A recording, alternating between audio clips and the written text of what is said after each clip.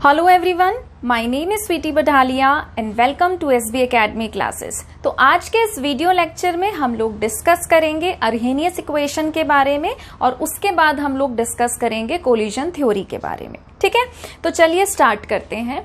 तो हेडिंग है temperature dependence of the rate of reaction. Temperature dependence की अगर हम बात करें तो जब हम factors affecting rate of reaction पढ़ रहे थे तो वहां पे हमने एक फैक्टर डिस्कस किया था। टोटल 6 फैक्टर्स थे जिसमें से एक फैक्टर था आपका टेम्परेचर। तो वहां पे एक जनरल सी चीज हम लोगों ने डिस्कस की थी कि जब हम टेम्परेचर बढ़ाते हैं तो रेट ऑफ रिएक्शन जो है वो डबल हो जाता है। और साथ ही साथ हमने ये चीज भी पढ़ी थी कि अगर हम टेम्परेचर को 10 डिग्री बढ़ाते हैं तो रेट ऑफ रिएक्शन जो है वो नियरली डबल हो जाता है। ठीक है, तो इसके बारे में एक तो हम लोग डिस्कशन करेंगे। फिर आगे क्या है, effect of temperature on rate constant. आप सभी को पता है कि रेट लॉ हमें क्या बताती है। अकॉर्डिंग टू रेट लॉ हमें ये बताती है कि जो भी रिएक्शन का रेट है वो किसके बराबर होता है, K is equal to concentration की पावर n क्या होता है, ऑर्डर। तो अगर हम यहां से देखें तो रेट और जो आपका रेट कांस्टेंट है वो एक दूसरे के क्या होते हैं, डायरेक्टली प्रोपोर्शनल। आप देख भी सकते हैं कि रेट बढ़ेगा तो आपका क्या बढ़ेगा, K बढ़ेगा। ठीक है, अब हमने ये चीज देखी, हमने यहाँ पे ये पढ़ा कि अगर हम टेम्परेचर बढ़ाते हैं तो रिएक्शन का रेट बढ़ता है और अगर रेट बढ़ता है तो हमारा क्या बढ़ेगा, रेट कांस्टेंट भी बढ़ेगा। तो यानी कि इस चैप्टर में हम लोग क्या डिस्कस करेंगे, इस चैप्टर में हम लोग रेट कांस्टेंट के और टेम्परेचर के बीच का रिलेशन डिस्कस करेंगे। ठीक है, अब इसके लिए सबसे मेन रोल किसने प्ले किया, अर्हेनियस ने, जिनकी इक्वेशन क्या होती है, K is equal to A.E की power minus EA by RT। तो धीरे धीरे करके हम एक एक करके सभी चीजें डिस्कस करेंगे। तो चलिए स्टार्ट करते हैं। अब देखिए, सबसे पहले मैं आती हूँ टेम्परेचर कोफिशिएंट पे। जब भी हम टेम्परेचर और रेट का रिलेशन निकालते हैं तो होता क्या है, हम ये चीज ऑब्जर्व करते हैं कि जैसे जैसे हम 10 डिग्री टेम्परेचर बढ़ाते हैं तो बहुत सारी रिएक्शंस ऐसी होती हैं जिनका रेट डबल हो जाता है। ठीक है, और कुछ हमारी ऐसी रिएक्शंस भी होती हैं जिनका रेट 3 हो जाता है। कुछ ऐसी रिएक्शंस भी होती हैं जिनका रेट जो है वो 2 पॉइंट कुछ होता है। ठीक है, तो इन सब चीजों से डील करने के लिए हम लोगों ने क्या बनाया, हम लोगों ने बनाया टेम्परेचर कोफिशिएंट, जिसको हम क्या कहते हैं, n। ठीक है, यहाँ पे आपको फॉर्मूला थोड़ा सा अजीब सा लग रहा होगा बट ये कुछ नहीं है, ये है n इज इक्वल टू आपका k, जब टेम्परेचर आपने 10 डिग्री बढ़ाया, डिवाइडेड बाय k जब आपका टेम्परेचर किसी टाइम पर था। ठीक है, तो जब आपने किसी टाइम पर K निकाला, ठीक है, और फिर आपने क्या किया, उसी में 10 डिग्री टेम्परेचर बढ़ा के K देखा, तो जब आप दोनों K को डिवाइड करोगे तो जो आपकी N की वैल्यू आती है वो क्या आती है, टेम्परेचर कोफिशिएंट, जिसकी वैल्यू कहाँ से लाई करती है, 2 भी हो सकती है, 2 से 3 के बीच में भी हो सकती है और आपकी 3 भी हो सकती है। तो ऐसा आपको बिल्कुल नहीं सोचना है कि हर रिएक्शन के लिए हम 10 डिग्री टेम्परेचर बढ़ाते हैं तो उसकी स्पीड हमेशा डबल ही होती है। डबल भी हो सकती है, 2 और 3 के बीच में भी हो सकती है और ट्रिपल टाइम्स भी बढ़ सकती है। ठीक है, ये तो एक चीज हुई। फिर उसके बाद अगर हम डिस्कस करें effect of temperature on rate constant के, तो इसको हम लोग समझते हैं ग्राफिकली। ठीक है, अब देखिए, अगर हम ग्राफ बनाएं, और ग्राफ आपको किसका बनाना है, ग्राफ आपको बनाना है fraction of molecule versus kinetic energy. तो यहाँ पे क्या है, आपकी काइनेटिक एनर्जी जो इस तरीके से बढ़ रही है, और यहां पे आपको लेना है fraction of molecules, fraction of molecules.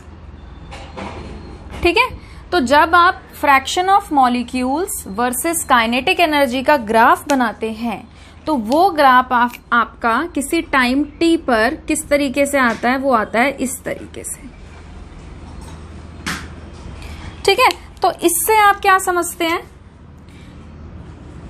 इससे आप ये समझते हैं कि जब भी हम किसी टेम्परेचर पे, मान लीजिए 25 डिग्री है या 30 डिग्री है, जब आप fraction of molecules versus kinetic energy का ग्राफ बना रहे हैं तो वो इस तरीके से कुछ प्लॉट आता है, ठीक है। और अगर मान लीजिए हम अज्यूम करें कि ये हमारा पॉइंट है जहां पे हमारी एनर्जी जो है वो क्या है, थ्रेशोल्ड।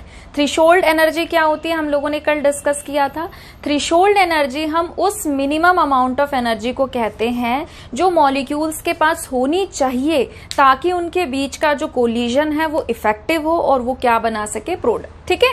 तो हम अज्यूम कर रहे हैं कि ये एक पॉइंट है जो हमारा किसके बराबर है, ये हमारा थ्रेशोल्ड एनर्जी के बराबर है, कि अब इसके बाद जो भी आपकी काइनेटिक एनर्जी है वो क्या है, थ्रेशोल्ड से ज्यादा है। मतलब कि इस रीजन के अंदर जो भी आपका फ्रैक्शन ऑफ मॉलिक्यूल आएगा वो क्या करेगा, वो प्रोडक्ट बनाने का काम करेगा, ठीक है। अब इस ग्राफ को अगर आप देखें तो देखो यहां इस ग्राफ से हम लोग क्या समझ पा रहे हैं कि यहां पे क्या है, फ्रैक्शन है मॉलिक्यूल्स का, ठीक है। फ्रैक्शन आप समझते हैं ना, 1/2 ऐसे 2/3 कुछ भी आपका जो है वो फ्रैक्शन हो सकता है।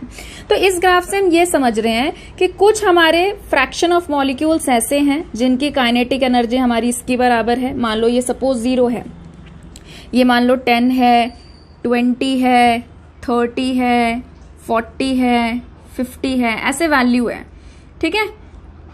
ऐसे मैंने हाइपोथेटिकली इसको अज्यूम कर लिया है कि ये इसकी एनर्जीज, काइनेटिक एनर्जीज की वैल्यू हो कुछ भी सकती है। तो कुछ फ्रैक्शन ऑफ मॉलिक्यूल्स हैं जिनकी काइनेटिक एनर्जी ये होगी, कुछ फ्रैक्शन ऑफ मॉलिक्यूल्स हैं जिनकी काइनेटिक एनर्जी हमारी 20 होगी, इसके बीच में भी हो सकती है। कुछ हमारे फ्रैक्शन ऑफ मॉलिक्यूल्स हैं जिनकी काइनेटिक एनर्जी हमारी क्या है, 30। फिर कुछ फ्रैक्शन ऑफ मॉलिक्यूल्स हैं जिनकी काइनेटिक एनर्जी की वैल्यू क्या है, ठीक है, 40 है, इस तरीके से। फिर कुछ हमारे पास फ्रैक्शन ऑफ मॉलिक्यूल्स हैं जिनकी काइनेटिक एनर्जी क्या है, 60 है और 50 है। और कुछ हमारे पास फ्रैक्शन ऑफ मॉलिक्यूल्स ऐसे हैं जिनकी काइनेटिक एनर्जी क्या है, 60 है। और 60 हमने वो एनर्जी मान ली है कि हमारी वो 60 एनर्जी की जो वैल्यू है वो थ्रेशोल्ड के बराबर है, कि जिस भी मॉलिक्यूल की एनर्जी 60 या 60 से ज्यादा होगी वो क्या करेगा, वो इफेक्टिव कोलिजन करके प्रोडक्ट बना सकेगा, ठीक है। इस रीजन को हम बोल देते हैं A, B, इसको ऐसे मार्क कर देते हैं, ठीक है, C और D। अब इसको मैं मिटा देती हूँ क्योंकि ये आपके किसी काम का नहीं है। अच्छा, एक चीज और कि जो अगर आप काइनेटिक एनर्जी देखो, अगर हमने यहाँ पे सपोज 0 से लेके 60 तक काइनेटिक एनर्जी लिखी है, तो आप देखो इसमें से 30 जो है काइनेटिक एनर्जी की वैल्यू, वो वैल्यू है जो सबसे ज्यादा फ्रैक्शन ऑफ मॉलिक्यूल्स शो कर रहे हैं। सबसे ज्यादा फ्रैक्शन ऑफ मॉलिक्यूल्स कैसी एनर्जी शो कर रहे हैं, काइनेटिक एनर्जी 30, ठीक है। तो इसको हम बोलते हैं मोस्ट प्रोबेबल काइनेटिक एनर्जी। इसको क्या कहा जाता है, मोस्ट प्रोबेबल काइनेटिक एनर्जी। मतलब ऐसी काइनेटिक एनर्जी की वैल्यू जो सबसे ज्यादा फ्रैक्शन ऑफ मॉलिक्यूल शो कर रहे हैं। ये वो एनर्जी नहीं है जो सबसे ज्यादा है, ये वो एनर्जी है जो सबसे ज्यादा फ्रैक्शन ऑफ मॉलिक्यूल्स शो कर रहे हैं, ठीक है। अब होता क्या है कि जब हम इस टेम्परेचर को, जिस भी टेम्परेचर पे हमने ये ग्राफ बनाया है, अगर हम उस टेम्परेचर को 10 डिग्री बढ़ा दें, हम क्या करें, अगर उस टेम्परेचर को क्या करें, 10 डिग्री बढ़ा दें, तो यही जो हमारा ग्राफ है ये हमें कैसे दिखता है, ये ग्राफ हमें दिखता है थोड़ा सा डाउनवर्ड। जैसे पहले इसकी हाइट इतनी थी तो अब क्या हो जाएगी, हाइट जो है वो हो जाएगी कम, तो थोड़ा सा डाउनवर्ड दिखता है। और कहाँ दिखता है, आगे की डायरेक्शन में खिसका हुआ, फॉरवर्ड डायरेक्शन में शिफ्ट हो जाता है, ठीक है। समझ पा रहे हो कैसा, एक तो डाउनवर्ड आ गया और कहाँ शिफ्ट हो गया, राइट डायरेक्शन में शिफ्ट हो गया, ठीक है। अब अगर आप देखो इसी वैल्यू को, इसी काइनेटिक एनर्जी पे अगर ये वैल्यू आप देखो, इसी ग्राफ को अगर आप ऊपर तक लेकर जाओ, तो आप ध्यान से इस चीज को देख सकते हो कि पहले आपका जो शेडेड रीजन था ABCD, ठीक है, इस वाले ग्राफ के लिए किसी टाइम के लिए, और जब आपने 10 डिग्री टेम्परेचर को बढ़ाया तो आप क्या देख रहे हैं कि यही वाला शेडेड रीजन अब आपको कैसा नजर आ रहा है, अब आपको डबल होता हुआ नजर आ रहा है। हो गया ना double.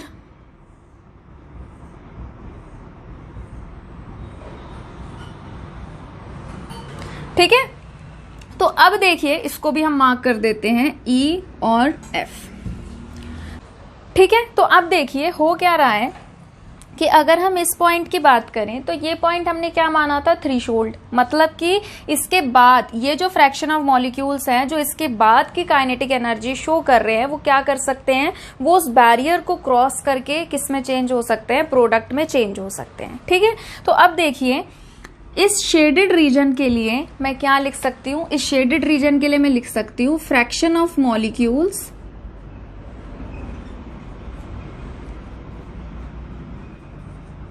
which crosses the activation energy, या आप कह सकते हैं crosses the barrier। ठीक है, तो वो हमारा फ्रैक्शन ऑफ मॉलिक्यूल जो है जो प्रोडक्ट में चेंज हो सकता है वो हम क्या देखते हैं, किसके बराबर पाया जाता है, वो बराबर पाया जाता है E is equal to minus EA/RT। ठीक है, तो आप समझ रहे हैं, देखो यहाँ पे हमने किया क्या है, ये जो हमारा ग्राफ है ये बना है kinetic energy versus fraction of molecules, कि भाई इतने फ्रैक्शन इतनी काइनेटिक एनर्जी शो कर रहे हैं, इतने फ्रैक्शन ऑफ मॉलिक्यूल इतनी एनर्जी शो कर रहे हैं, इतने फ्रैक्शन ऑफ मॉलिक्यूल इतनी एनर्जी शो कर रहे हैं। तो हम ये देखते हैं कि इसका ग्राफ जो है वो इस तरीके से आया है। फिर हम कहते हैं कि अगर हम इस काइनेटिक एनर्जी में कोई तो एक वैल्यू होगी जो हमारी थ्रेशोल्ड के बराबर होगी, तो हमने कहा कि ये जो हमारा पॉइंट है ये थ्रेशोल्ड के बराबर है, कि इसके बाद जो भी एनर्जी है वो थ्रेशोल्ड से ज्यादा है। मतलब इस शेडेड रीजन के अंदर जो भी हमारे फ्रैक्शन ऑफ मॉलिक्यूल आ रहे हैं वो प्रोडक्ट बनाने की कैपेबिलिटी या एबिलिटी रखते हैं।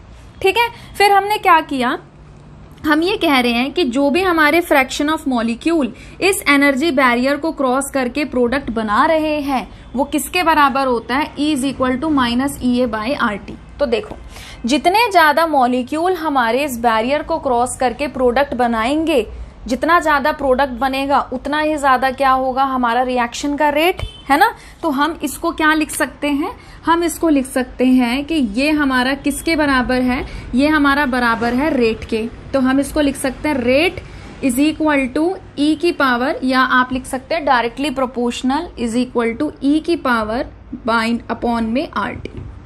ठीक है, मतलब क्या है कि जितने ज्यादा फ्रैक्शन ऑफ मॉलिक्यूल इस एक्टिवेशन एनर्जी को क्रॉस करके हमारे प्रोडक्ट बनाएंगे वो इसके बराबर है, और जितने ज्यादा फ्रैक्शन ऑफ मॉलिक्यूल प्रोडक्ट बनाएंगे उतना ही ज्यादा क्या होगा रेट। तो जितने ज्यादा पार्टिकल्स हमारे क्रॉस करेंगे उतना ही ज्यादा क्या होगा हमारा रेट। तो हमने कहा कि जितनी ज्यादा हमारी इसकी वैल्यू होगी उतना ही ज्यादा हमारा क्या होगा रेट।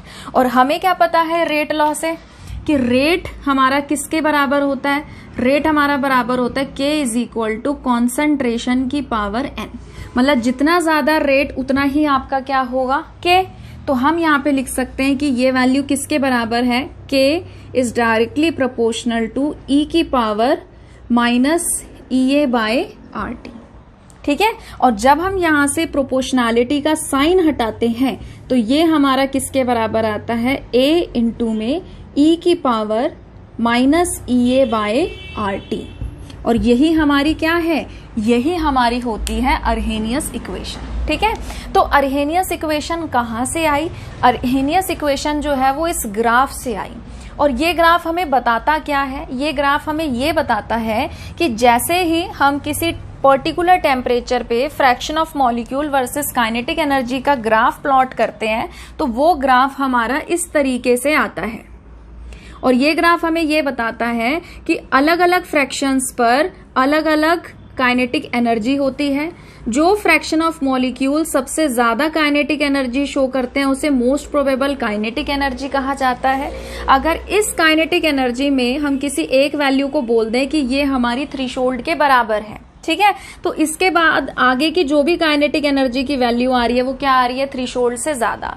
थ्रेशोल्ड हम उस एनर्जी को कहते हैं कि वो मिनिमम होनी ही चाहिए मॉलिक्यूल्स के पास एनर्जी, ताकि वो प्रोडक्ट बना सके इफेक्टिव कोलिजन करके। तो इस बैरियर को क्रॉस करके जो पार्टिकल्स यहां तक पहुंच रहे हैं, शेडेड रीजन में आ रहे हैं, वो प्रोडक्ट बना रहे हैं। तो हमने कहा कि जो हमारा fraction of molecule activation energy को क्रॉस करके प्रोडक्ट बनाने की क्षमता रखता है वो मैथमेटिकली किसके बराबर होता है, E की पावर माइनस EA/RT के। ठीक है। अब जितने ज्यादा fraction of molecule activation energy को क्रॉस करेंगे, जितना ज्यादा प्रोडक्ट बनाएंगे, उतना ही ज्यादा हमारा क्या होगा, रेट। तो हम लिख सकते हैं कि रेट हमारा इसके डायरेक्टली प्रोपोर्शनल होता है। रेट हमारा रेट कांस्टेंट के भी डायरेक्टली प्रोपोर्शनल होता है। तो हमने कहा कि के हमारा डायरेक्टली प्रोपोर्शनल रहेगा ई की power minus EA by RT के। और इस प्रोपोर्शनैलिटी का साइन जब हम हटाते हैं तो हमारा एक नया कांस्टेंट आता है जिसे हम क्या कहते हैं, ए। ए जो है इसे हम प्री एक्सपोनेंशियल फैक्टर भी कहते हैं। ठीक है, तो आप ये वैल्यूज लिख लीजिए। के तो आपको पता ही है रेट कांस्टेंट होता है। ए हमारा क्या होता है, pre exponential factor. Exponential factor से पहले आ रहा है, इसको हम फ्रीक्वेंसी फैक्टर भी कहते हैं। EA जो है हमारा, ये हमारा एक्टिवेशन एनर्जी होता है। ठीक है, R जो है हमारा वो गैस कांस्टेंट होता है और T जो है हमारा वो एब्सोल्यूट टेम्परेचर होता है। अब देखिए, हम लोगों ने इस ग्राफ में ये देखा कि हमारा जो ग्राफ था, देखो ये दो तरीके के ग्राफ है, मतलब दो अलग अलग ग्राफ हैं। कि जब हमने टेम्परेचर T पे बनाया तो ये ग्राफ हमारा इस तरीके से आया, और फिर जब हमने इस ग्राफ को टेम्परेचर T+10 डिग्री पे बनाया तो यही हमारा ग्राफ जो है वो इस तरीके से आया। तो हमने क्या किया, इसको समझने के लिए मर्ज करके एक में ही दिखा दिया ताकि हम डिफरेंशिएट कर सकें। तो देखो क्या होता है कि किसी टेम्परेचर पे आपका ये ग्राफ इस तरीके से आता है, और जब आप 10 डिग्री टेम्परेचर बढ़ाते हैं तो 10 डिग्री टेम्परेचर बढ़ाने से हो क्या रहा है, 10 डिग्री टेम्परेचर बढ़ाने से ये हो रहा है कि आपने जैसे ही सिस्टम को टेम्परेचर दिया तो टेम्परेचर देने से जो उसके पार्टिकल्स हैं वो क्या करेंगे, उस एनर्जी को एब्जॉर्ब करेंगे। जैसे ही वो उस एनर्जी को एब्जॉर्ब करेंगे तो एब्जॉर्ब करने से क्या होगा कि पहले उनकी खुद की कुछ एनर्जी थी, जैसे उन्होंने एक्स्ट्रा अमाउंट में एनर्जी एब्जॉर्ब करी तो उनकी काइनेटिक एनर्जी जो है वो क्या हो जाएगी, बढ़ जाएगी। तो यानी कि अगर उसकी पहले काइनेटिक एनर्जी की वैल्यू इतनी थी, अब वो बढ़ेगी तो बढ़ के कुछ तो पहुंचेगी, 40, 50 जो भी बढ़ रही है। ठीक है, तो इसी वजह से ये जो ग्राफ है ये कहाँ शिफ्ट हो जाता है, थोड़ा सा राइट डायरेक्शन में। आप देख भी सकते हैं कि अब इसकी काइनेटिक एनर्जी की जो वैल्यू है वो क्या है, ये वाली वैल्यू है। समझ पा रहे हो? तो यहां से यहां जाने पे क्या हुआ, काइनेटिक एनर्जी की वैल्यू बढ़ गई, पहली चीज। दूसरी चीज आप क्या देख रहे हो कि पहले जो इतने फ्रैक्शन ऑफ मॉलिक्यूल्स थे जिनकी ये मोस्ट प्रोबेबल काइनेटिक एनर्जी थी, पर जैसे ही आपने 10 डिग्री टेम्परेचर बढ़ाया वो फ्रैक्शन ऑफ मॉलिक्यूल्स जो हैं वो क्या हो गए, कम हो गए। अब देखो, अब देखिए, जैसे कि ये रूम है और इस रूम में 100 पार्टिकल्स हैं, तो 100 के 100 पार्टिकल्स की स्पीड एक जैसी हो ऐसा तो हो नहीं सकता। 100 के 100 पार्टिकल्स हैं तो उसमें कुछ फ्रैक्शंस में आपके जो पार्टिकल्स या मॉलिक्यूल्स हैं वो बटे हुए होते हैं कि 10 पार्टिकल्स हैं उनकी स्पीड ये रहेगी, 20 पार्टिकल्स हैं उनकी स्पीड ये रहेगी, 50 पार्टिकल्स हैं जिनकी स्पीड ये रहेगी। तो जो सबसे ज्यादा पार्टिकल्स स्पीड शो कर रहे होते हैं, भले वो स्पीड की वैल्यू कम हो, ठीक है, बट जो सबसे ज्यादा पार्टिकल्स स्पीड शो कर रहे होते हैं उस स्पीड को हम क्या कहते हैं, मोस्ट प्रोबेबल काइनेटिक एनर्जी। अब जब भी हम सिस्टम को हीट दे रहे हैं, एनर्जी दे रहे हैं, तो पार्टिकल्स क्या कर रहे हैं, एनर्जी को एब्जॉर्ब कर रहे हैं, बट जरूरी नहीं है कि हर पार्टिकल की स्पीड बढ़े। ऐसा होता है कि कुछ पार्टिकल की स्पीड बढ़ती है और ऐसा होता है कि एनर्जी देने से कुछ पार्टिकल जो है उसकी स्पीड नहीं बढ़ती है। तो इसीलिए यहाँ पे जब भी हम 10 डिग्री टेम्परेचर बढ़ा रहे हैं तो जो भी आपका फ्रैक्शन ऑफ मॉलिक्यूल है उसकी जो मोस्ट प्रोबेबल काइनेटिक एनर्जी है या जो भी आपका ग्राफ था वो कहाँ आ जाता है, नीचे आ जाता है। अब आगे बढ़ते हैं।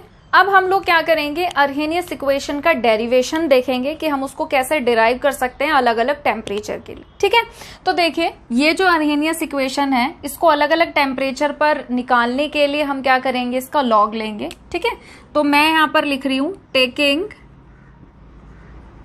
Logarithm both sides. ठीक है, तो अगर हम दोनों साइड लॉग लेते हैं तो ये क्या बन जाएगा, ये बन जाएगा, देखिए ln k is equal to ln a minus EA by RT। ये कैसे आया, देखो हमें क्या पता है, हमें ये पता है कि हमारे पास लॉग का फॉर्मूला होता है, क्या होता है, अगर ln a है और उसकी पावर b है तो हम उसको क्या लिख सकते हैं, b ln a। ठीक है, सिमिलरली अगर मैं इसका लॉग ले रही हूं ln e की पावर EA बाय RT तो ये क्या बन जाएगा, ये जो पावर है ये पावर कहाँ आ जाएगी आगे, तो इसको हम क्या लिख सकते हैं माइनस EA/RT, और ये क्या हो जाएगा आपका ln E। अब जो ln E है उसकी वैल्यू क्या होती है 1, तो ये आपका क्या बन जाएगा EA/RT इंटू में 1, तो क्या आ गया माइनस EA/RT। ठीक है, तो आपको समझ में आ ही गया होगा कि जब मैंने इसका लॉग लिया तो मैंने यहाँ पे डायरेक्ट क्या लिख दिया माइनस EA/RT। ठीक है, तो इसको आगे देखते हैं। अब हम इसको सॉल्व करेंगे अलग अलग टेम्परेचर के लिए।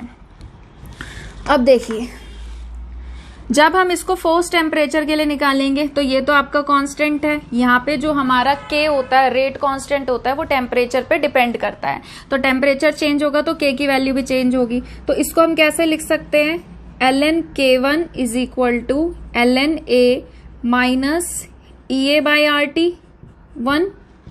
ठीक है, और टेम्परेचर 2 पे हम इसको कैसे लिख सकते हैं, ln K2 is equal to ln A minus EA/RT2। इसको फर्स्ट इक्वेशन लिख दो, इसको सेकेंड इक्वेशन लिख दो। ठीक है, अब हम क्या कर रहे हैं, सेकेंड में से फर्स्ट को माइनस कर रहे हैं, तो आप लिख दीजिए subtracting equation first from equation second. ठीक है, सेकेंड में से फर्स्ट को हम सब्ट्रैक्ट कर रहे हैं, तो क्या हो जाएगा ln K2 minus ln K1 is equal to, ln K2 की वैल्यू क्या है, ln A माइनस EA/RT2, फिर माइनस क्या कर रहे हैं, ln K1 की वैल्यू माइनस कर रहे हैं, तो इसको ब्रैकेट में लिख देते हैं ln A माइनस EA/RT1। ठीक है, तो जब हम ब्रैकेट हटाएंगे तो पावर क्या, वो सॉरी साइन जो है वो क्या हो जाएगा चेंज, तो ये प्लस वाला तो क्या हो जाएगा माइनस में, और ये माइनस वाला कैसा हो जाएगा प्लस में। ठीक है, तो अब ln A से आपका ln A कैंसिल हो गया। हम इसको कैसे लिख सकते हैं, हम इसको लिख सकते हैं ln, अब देखो आपके पास ये भी आइडेंटिटी होती है, क्या आइडेंटिटी होती है, ln A minus ln B। इसको हम कैसे लिख सकते हैं ln A/B। तो हम सिमिलरली इसको क्या लिख सकते हैं ln K2/K1 is equal to, ये पॉजिटिव वाला है तो इसको मैं पहले लिख रही हूं, हम इसको लिख सकते हैं EA/RT1 माइनस क्या EA/RT2। ठीक है, अब आपको क्या यहां से क्या कॉमन नजर आ रहा है, यहां से आपको कॉमन नजर आ रहा है एक्टिवेशन एनर्जी और R, इसको बाहर निकाल लीजिए, तो अंदर क्या बचेगा 1/T1 माइनस 1/T2। ठीक है, अब इसको हम बेस 10 वाले लॉग में कन्वर्ट कर रहे हैं, तो क्या करेंगे 2.303 से मल्टीप्लाई, तो ये हो जाएगा 2.303 log K2/K1 is equal to EA/R 1/T1 minus 1/T2। इसको वहां ले जाइए तो क्या बन जाएगा log K2/K1 is equal to EA/2.303 R। इसको भी आप एलसीएम लेके सॉल्व करके लिख सकते हो, तो जब आप इसका एलसीएम लोगे तो ये क्या बन जाएगा, ये ऊपर आ जाएगा T2 माइनस इधर आ जाएगा T1। ठीक है, तो ये जो है आपका क्या बन गया, ये आपका बन गया अर्हेनियस का rate expression for different temperatures. इस एक्सप्रेशन पे आपके काफी ज्यादा न्यूमेरिकल्स जो है वो आते हैं। अब देखिए, अगर हम इसके प्लॉट की बात करें, इसके ग्राफ की बात करें, मान लीजिए हमें ग्राफ बनाना है log K वर्सेस 1/T। मैंने x एक्सिस पे 1/T लिया है और y एक्सिस पे क्या लिया है log K लिया है। तो हम इसको पहले तो चेंज कर लेते हैं। अगर आप इसको क्या कर रहे हैं लॉग में चेंज कर रहे हैं, ठीक है, बेस 10 में चेंज कर रहे हैं, तो 2.303 से यहाँ पे भी मल्टीप्लाई होगा, यहाँ पे भी मल्टीप्लाई होगा। ठीक है, अगर आप इसको 2.303 से डिवाइड कर दो तो 2.303 यहाँ से भी कैंसिल हो जाएगा, यहाँ से भी कैंसिल हो जाएगा, और यहाँ पे क्या आ जाएगा डिनोमिनेटर पोर्शन में। तो हम इसको क्या लिख सकते हैं, हम इसे लिख सकते हैं हम इसे लिख सकते हैं log K is equal to log A minus EA/2.303/RT, ऐसे लिख सकते हैं। ठीक है। अब आप इसको कंपेयर करिए y is equal to M X plus C से। तो मैं इसको थोड़ा सा उल्टा करके लिख देती हूँ। कैसे? इसको मैं लिख देती हूँ ऐसे रीअरेंज करके, log k is equal to minus E A upon 2.303 by R T plus log a। ठीक है। अब देखो इसको कंपेयर करेंगे। y एक्सिस पे हम लोगों ने क्या लिया है? log k। x एक्सिस पे हम लोगों ने क्या लिया है? 1/t। तो ये हो गया mx और ये क्या हो गया आपका c। तो अगर आप इसको देखो ध्यान से, इंटरसेप्ट की भी आपके पास वैल्यू है और आप क्या देख रहे हैं कि जो y is equal to mx है, मतलब log k, और अगर आप 1/t, इसको आप यहाँ पे ऐसे लिख लो 1/t। ठीक है। तो अगर आप 1/t का रिलेशन देखो तो ये क्या है? एक दूसरे के इनवर्सली प्रोपोर्शनल है। एक बढ़ेगा तो दूसरा क्या होगा? डिक्रीज होगा। ठीक है। तो आपके जो इंटरसेप्ट की वैल्यू है वो क्या है? log a है। और अगर हम स्लोप की बात करें तो स्लोप जो है वो क्या आ रहा है? स्लोप यानी कि आपका जो m है उसकी वैल्यू क्या आ रही है? उसकी वैल्यू आ रही है माइनस ई ए एक्टिवेशन एनर्जी अपॉन में 2.303 बाय आर। नेक्स्ट टॉपिक है हमारा effect of catalyst on rate of reaction. ठीक है। तो हम इस चीज के बारे में पढ़ते रहते हैं। 11th में भी हम लोग इस चीज के बारे में डिस्कस करते हैं थोड़ा बहुत, कि कैटलिस्ट जो है वो रिएक्शन की स्पीड को बढ़ा देता है। ठीक है। अगर कोई रिएक्शन है जो स्लो हो रही है और आप अगर उसके अंदर कैटलिस्ट डाल देते हैं, थोड़ा सा भी अगर आप कैटलिस्ट, बिल्कुल लिटिल अमाउंट में भी अगर कैटलिस्ट डाल देते हैं, तो वो क्या करता है? उस रिएक्शन को स्पीड अप कर देता है। ठीक है। अब देखिए हमने यहाँ पे लिखा भी हुआ है कि कैटलिस्ट हमारा वो सब्सटेंस होता है जो इंक्रीज कर देता है रिएक्शन की स्पीड को without itself undergoing any chemical change. अब देखिए दो चीजें होती हैं जो बहुत ही ज्यादा कंफ्यूजन क्रिएट करती है। क्या? कि एक तो कैटलिस्ट रिएक्शन में पार्टिसिपेट नहीं करता और दूसरा जो है केमिकल, जो कैटलिस्ट है उसके केमिकल कॉम्पोजिशन में कोई चेंज नहीं आता है। तो आपको हमेशा इस चीज को ध्यान रखना है कि अगर कैटलिस्ट रिएक्शन में पार्टिसिपेट नहीं करेगा तो रिएक्शन होगी कैसे? ठीक है। तो ये तो बहुत ही एक डम सी चीज है। तो आपको हमेशा ध्यान रखना है कि कैटलिस्ट जो है वो रिएक्शन में पार्टिसिपेट करता है, बट जब वो पार्टिसिपेट करता है और पार्टिसिपेट करने के बाद वापस से जब रीजेनरेट होता है तो अपने अंदर कोई भी केमिकल चेंज वो नहीं आने देता। ठीक है। ना तो उसकी कॉम्पोजिशन में कोई चेंज आता है और ना ही उसकी कोई क्वांटिटी में चेंज आता है। ठीक है। तो हमेशा ध्यान रखना है कि उसके अंदर कोई केमिकल चेंज नहीं आता है, ना तो क्वांटिटेटिवली और ना ही क्वालिटेटिवली। अब देखिए मैंने एक एग्जांपल लिख रखा है कि जैसे पोटेशियम क्लोरेट है, इसको अगर हम हीट करते हैं MnO2 यहाँ पर कैटलिस्ट की तरह एक्ट कर रहा है, तो ये डिकम्पोज होकर हमें प्रोडक्ट दे रहा है पोटेशियम क्लोराइड और ऑक्सीजन। तो जो भी कैटलिस्ट का इफेक्ट होता है, ठीक है, इसको हम कैसे समझ सकते हैं? Via intermediate complex formation theory. ये थ्योरी हमें क्या कहती है कि जैसे कोई रिएक्टेंट है, अगर वो रिएक्टेंट को आप चाहते हो कि वो रिएक्ट करे और रिएक्ट करके प्रोडक्ट बनाए अच्छी स्पीड के साथ, तो आप उसके अंदर कैटलिस्ट डाल दीजिए। कैटलिस्ट क्या करता है? एक इंटरमीडिएट बनाता है। मतलब क्या करेगा? ए के साथ भी बॉन्ड बनाएगा, बी के साथ भी बॉन्ड बनाएगा और ए बी के बीच में भी बॉन्ड बनवा देगा। ठीक है। ये चीज ना मैंने आपको पहले भी बताई हुई है जब मैं आप लोगों को वो समझा रही थी। एक बार और भी मैंने आपको बताया था कैटालिटिक इफेक्ट। वहां पे मैं बता रही थी कि जब हम हाइड्रोजनेशन ऑफ अल्कीन करते हैं किसी कैटलिस्ट की प्रेजेंस में, तो कैटलिस्ट कैसे वर्क करता है। फिर कैटलिस्ट क्या करता है? ए और बी के बीच में बॉन्ड बनवा देता है, जो कि रिस्पेक्टिव हमारा प्रोडक्ट बन गया और खुद जो है वो वापस से रीजनरेट हो जाता है। ठीक है। यहाँ पे देखो मैंने ये चीज भी आपको एक बार जो मैं अभी बोल रही थी, मैंने क्या बताया था कि जैसे सपोज आपके पास अल्कीन है और आप चाहते हैं कि अल्कीन पे हाइड्रोजन जुड़े। ठीक है। तो इस रिएक्शन को हम किस कैटलिस्ट की प्रेजेंस में करा सकते हैं? निकल भी, प्लैटिनम भी, पैलेडियम भी। तो ये करते क्या हैं? ये अपने सरफेस पे इनको एड्जॉर्ब करते हैं और फिर एड्जॉर्ब करने के बाद क्या करेंगे? इनके बीच का क्या करेंगे? बॉन्ड बनवा देंगे। और बॉन्ड बनवाने के बाद जैसे हमें क्या मिल गया? अल्केन मिल गया। तो इसको अपने सरफेस पे से क्या कर देते हैं? डिटैच। तो ये काम किसका है? ये काम है कैटलिस्ट का। ठीक है। अब आगे बढ़ते हैं।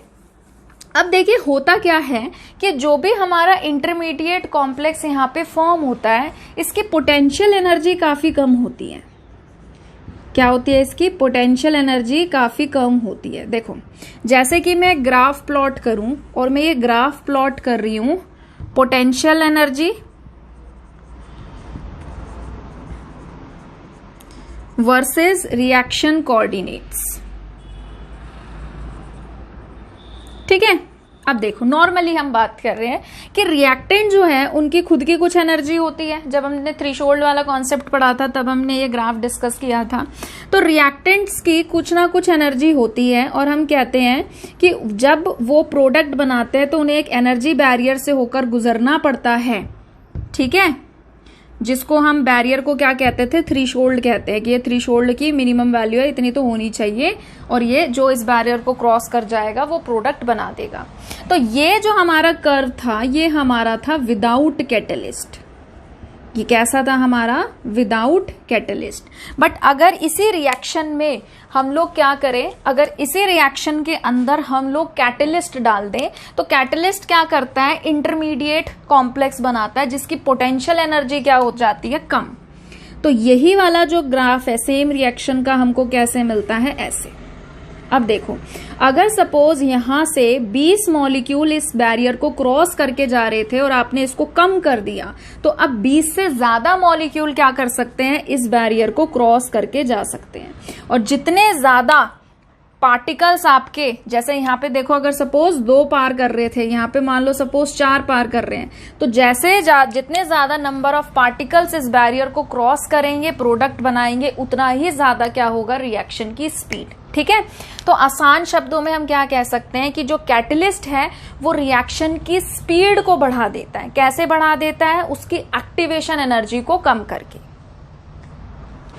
नेक्स्ट टॉपिक है हमारा कोलिजन थ्योरी। ठीक है, तो कोलिजन थ्योरी की जब हम बात करते हैं तो ये थ्योरी क्या कहती है कि जो भी हमारे मॉलिक्यूल्स हैं वो मॉलिक्यूल्स को हम कंसीडर करेंगे एज अ हार्ड स्फीयर्स। मतलब वो मॉलिक्यूल्स हमारे हार्ड स्फीयर्स हैं और वो आपस में टकराते हैं और उनके टकराने की वजह से ही केमिकल रिएक्शन जो है वो प्रोसीड होती है और प्रोडक्ट जो है वो बनते हैं। ठीक है, तो अब देखिए, वैसे तो ये टॉपिक काफी ज्यादा बड़ा है बट मैंने इसको बहुत ज्यादा छोटा करके और आसान शब्दों में समझाने के लिए डायरेक्ट जो है वो इसकी इक्वेशन लिख दी है। ठीक है, नॉर्मली हम लोग क्या करते हैं, टॉपिक समझते हैं और फिर लास्ट में इस इक्वेशन को निकाल के लेके आते हैं, बट मैं इस इक्वेशन से ही आपको बताऊंगी कि ये इक्वेशन क्या क्या चीजें बताती है। तो कोलिजन थ्योरी हमें क्या कहती है कि जो भी किसी रिएक्शन का रेट कांस्टेंट होता है वो इन 3 चीजों पे डिपेंड करता है। और वो ये 3 चीजें क्या है, एक तो होता है पी होता है हमारा ओरिएंटेशन फैक्टर, जिसको हम स्टेरिक फैक्टर भी कहते हैं और जिसको हम प्रोबेबिलिटी फैक्टर भी कहते हैं। ठीक है, ये एक्चुअल में बता क्या रहा है, ये पूरी इक्वेशन एक्चुअल में ये चीज बता रही है कि जब भी कोई रिएक्शन हो रही है तो उस रिएक्शन के होने के लिए और उस रिएक्शन का जो रेट कांस्टेंट के आता है वो 3 चीजों पे डिपेंड करता है। और वो 3 चीजें क्या है, एक तो होता है ओरिएंटेशन फैक्टर, एक होता है कोलिजन फ्रीक्वेंसी और एक होता है आपकी ऐसी एनर्जी जो किसके बराबर हो, थ्रेशोल्ड के या थ्रेशोल्ड से ज्यादा। तो इस वाले पोर्शन को तो आप पढ़ के ही आए हो। क्या पढ़ के आए हो कि जब आपके पास मॉलिक्यूल्स आपस में टकरा रहे हैं, कोलाइड कर रहे हैं, तो उनकी एनर्जी क्या होनी चाहिए, थ्रेशोल्ड के बराबर या थ्रेशोल्ड से ज्यादा।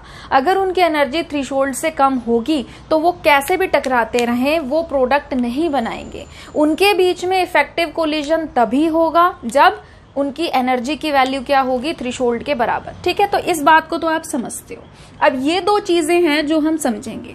सबसे पहले आता है ओरिएंटेशन फैक्टर। ओरिएंटेशन फैक्टर क्या कहता है कि जब भी पार्टिकल्स आपस में टकराते हैं तो उनके बीच में प्रॉपर ओरिएंटेशन होना चाहिए। कैसे, जैसे कि देखिए, आपके पास एक एग्जाम्पल है कि आपके पास मिथाइल ब्रोमाइड है, ठीक है, और यहाँ पे न्यूक्लियोफाइल आ रहा है इस पर अटैक करने, और वो क्या बनाएगा, वो बनाएगा प्रोडक्ट, मतलब कि मीथेनॉल, और जो ब्रोमीन है as a bromide leaving group जो है वो लीव कर जाएगा। तो इस प्रॉपरली इस रिएक्शन को होने के लिए हमारे पास 2 तरीके हम लोग पढ़ेंगे, जिसमें एक तो हम पढ़ेंगे प्रॉपर ओरिएंटेशन और दूसरा हम पढ़ेंगे इम्प्रॉपर ओरिएंटेशन। ठीक है, तो देखो, अब क्योंकि आप हेलो एल्केन हेलो अरीन्स पढ़ चुके हो, मैंने ऑलरेडी यूट्यूब पे लेक्चर डाल दिया है, नहीं भी अगर आपने डाला तो इतनी मुश्किल वाली बात नहीं है। देखो, देखते हैं।